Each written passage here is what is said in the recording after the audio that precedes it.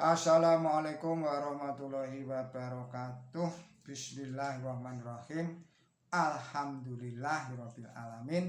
Allahumma sholli ala sayyidina Muhammad wa ala ali sayyidina Muhammad kama barokta ala sayyidina Ibrahim wa ala ali sayyidina Ibrahim fil alamina innaka hamidum majid.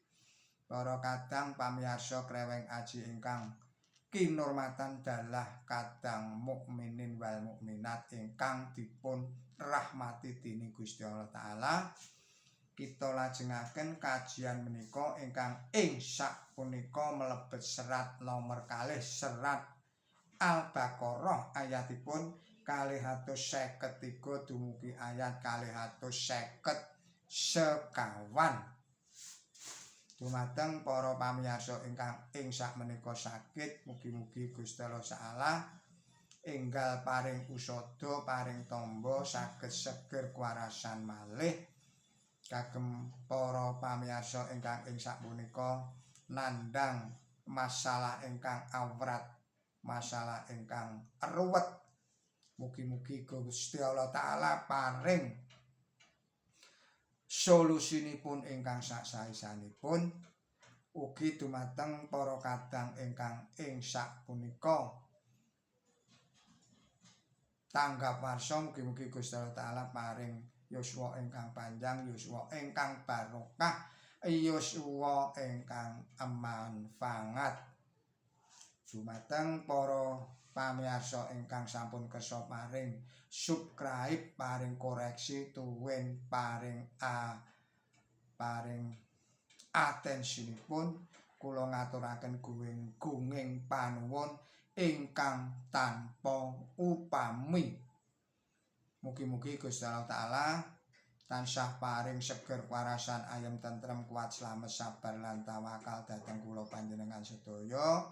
Paring gampang lan gampil anggen kula panjenengan sedaya pados rejeki ingkang halalan, ingkang thayyiban, ingkang barokah, ingkang kathah malimpah-limpah saged damel umroh dhateng Mekah Al-Mukarramah.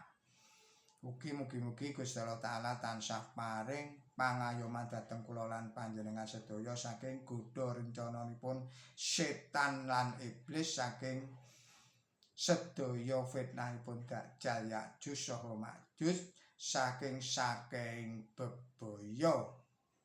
Monggo kita lajengaken malih kajian menika. Bismillahirrahmanirrahim. Tilkar rusulu faddalna ba'dahum ala ba'di minhum man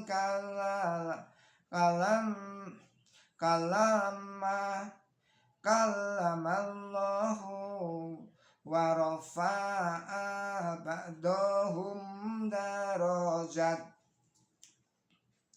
wa ataina Isa ibna Maryam al-bayyinati wa ayyadnahu biruhil qudus walau sya'allahu maghtadalal ladina min ba'di ma ja'athumul bayyinat walakin i'talafu faminhum man amana wa minhum man kafar walau sya'allahu maghtadalu walakin Allah yaf'alu ma yurid. Ya ayyuhalladzina amanu anfiqu mimma razaqnakum min qabli an ya'tiya yaumun la bay'un fihi wala qullatu wala syafa'ah wal kafiruna humud dhalimun. Sadaqallahul adzim. Artosipun atas asma Allah ingkang maha murah ingkang maha asih. Para utusan iki ing sawenehing ingsun luwehake utama angungkuli liyane. Ana sawenehe sing dipangandikani dening Gusti Allah sarta ana sawenehe sing diunggahake pirang-pirang derajat sarta ingsun paring tanda-tanda yekti kang terang marang Isa putrane Maryam tuwin ingsun santosake kalawan wedaring sabda suci. Lan saupama Gusti Allah angarsakake mestine amesti wong-wong ing sapungkure ora ana padha peperangan ing sawise tanda-tanda yekti kang terang anekane ananging dheweke padha pasulayan. Mulane sawenehe ana sing angestu lan sawenehe ana sing kafir. Lan saupama Gusti Allah ngarsakake amesti ora padha peperangan ananging Gusti Allah iku anindakake apa kang dikarsakake. Para kang padha angestu padha amewehna apa peparing ingsun ing sira ing sadurunge tekaning dina kang ing kono ora ana dol tinuku lan ora ana memitran tuwin ora ana syafaat lan para wong kafir iku wong kang padha atindak dudu. Maha leres Gusti Allah Ta'ala saha dawuh-dawuhipun. Katerangan wonten ing ayat 253 wawaton bilih sawenehing rasul ngungkuli sanesipun dipun akeni wonten ing dawuh punika cetha dawuh punika mengku kersa mangandikaaken kaluhuranipun Kanjeng Nabi. Dene Kanjeng Nabi Dawud tuwin Kanjeng Nabi Isa kasebataken kaliyan mligi wonten ing dawuh ngriki punika perlu kangge anedahaken bilih sanadyan Nabi kekalih kala wau anggatraaken kamajenganipun bangsa Israel warni kalih. Kanjeng Nabi Dawud minangka contoning kaluhuranipun bangsa Israel ing babagan kadonyan. Kanjeng Nabi Isa minangka kaluhuranipun ing babagan rohani spiritual. Ewadene Nabi kekalih kala wau sami mangalembana dhateng Kanjeng Nabi suci Muhammad sallallahu alaihi wasallam sarta kekalihipun kala wau sami mangandikaaken bilih rawuhipun Kanjeng Nabi Muhammad sallallahu alaihi wasallam menika sami kaliyan rawuhipun pangeran piyambak.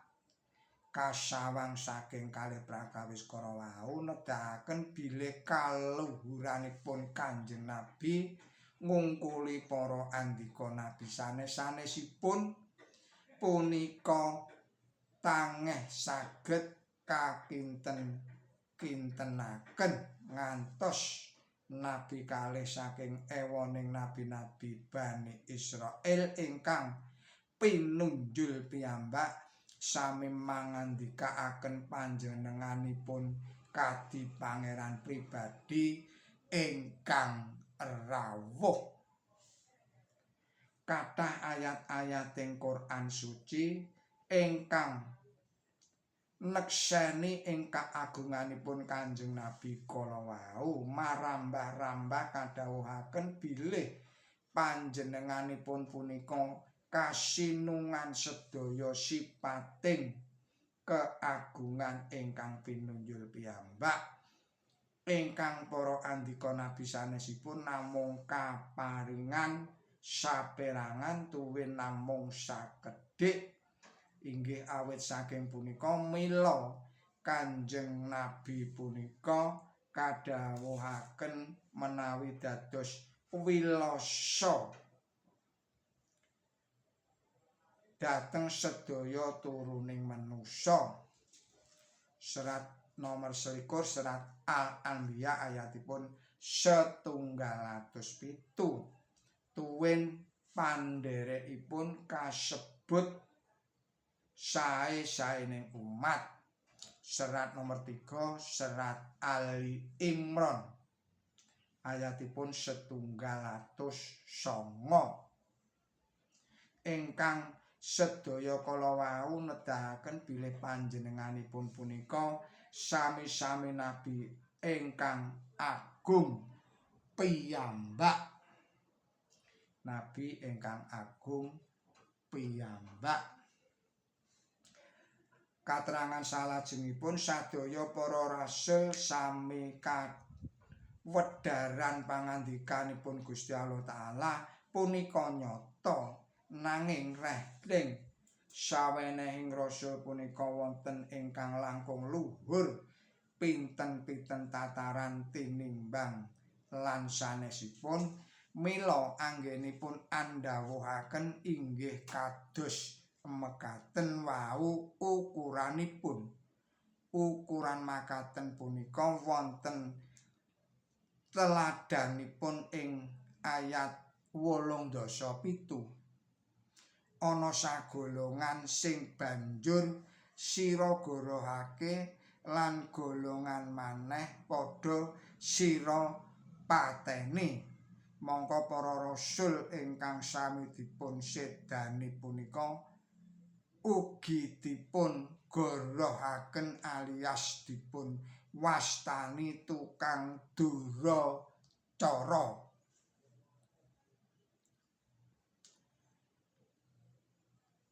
Katerangan salajengipun wonten ing serat 250